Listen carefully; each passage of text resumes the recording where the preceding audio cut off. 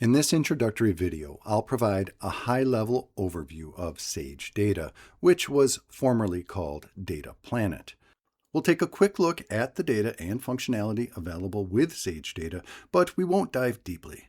In the future, I may provide additional videos exploring in more detail how to use Sage Data, but live demonstrations and workshops would probably serve our students best.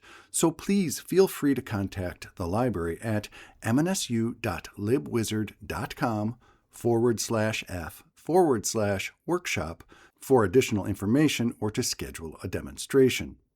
Sage Data provides a single platform for data from numerous sources, mostly public, applicable within many subject areas. The data has been cleaned and standardized, so it's easier to find and to use. Instead of spending time looking around for data sources, Sage Data empowers students to find subject-relevant data quickly so they can spend their time more effectively exploring the data and data visualization. Sage Data can be a useful resource to teach data literacy. Students can use Sage Data to develop and support their arguments. There are many possible applications of Sage Data. On the screen, we see a website describing Sage Data. The website is available at sagepub.libguides.com/data. As I scroll down the page, there is an overview of Sage Data functionality, such as chart options. Scrolling further, there is information about data literacy support within Sage Data.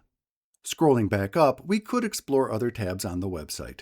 When I click on About Sage Data, I see opportunities to learn more about how to use Sage Data, such as manipulating the data, exporting the data, mapping the data with Google Maps, and so on. To access Sage Data, I go to the library's website at library.mnsu.edu. Then I scroll down the page until I find the Databases A to Z button. After clicking on the button, there is a list of databases sorted alphabetically. I click on S. Then I click on Sage Data. Finally, I click on the Access Database button. Users might be prompted to enter their star ID and password to access Sage Data, but because I'm already logged into my computer, I don't need to authenticate again.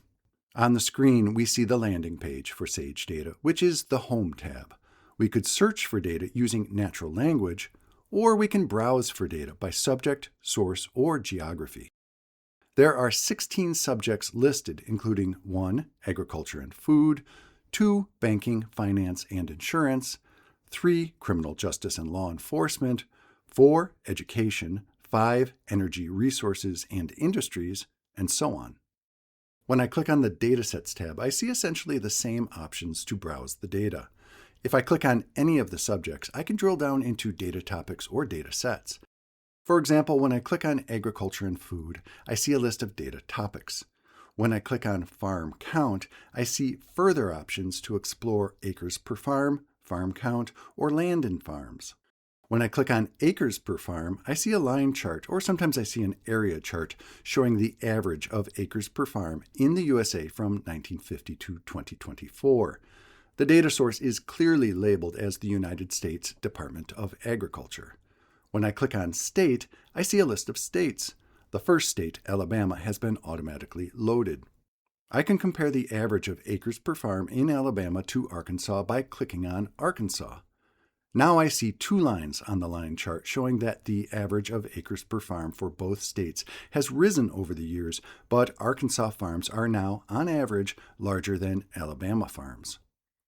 As I scroll down further, I could learn more about the data source and the data set. Scrolling back up, I see immediately above the chart there are additional chart types and tools available. These include options to see the data in a table, to export the data as a variety of file types, to cite the data in a variety of formats, and more. I could even create my own calculated variable. I could also compare my selected data to other data. On the upper left side of the screen, there is a button to compare datasets. After clicking on this, I can add another dataset. I'll add farm count. This adds columns to our chart. The columns show the count of farms for the two states I previously selected.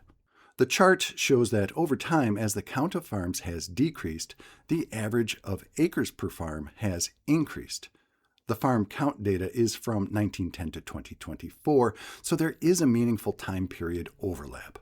When comparing datasets, it's very important to choose datasets that overlap meaningfully in terms of geography, time periods, and other variables. Let's explore the Data Basics tab.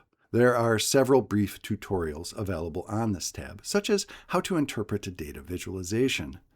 Students can click on other pages to learn about the most common data visualization types, how to create good data visualizations, how to write about and cite data, responsibilities when using data, and more. The Help tab doesn't open a new page, but it does provide links to an accessibility guide, frequently asked questions, and to search guides. This, in a nutshell, is Sage Data. I'd be happy to help you learn how to use it, and I'd be happy to provide an in-class demonstration. You can request a library workshop at mnsu.libwizard.com/f/workshop. Thanks so much.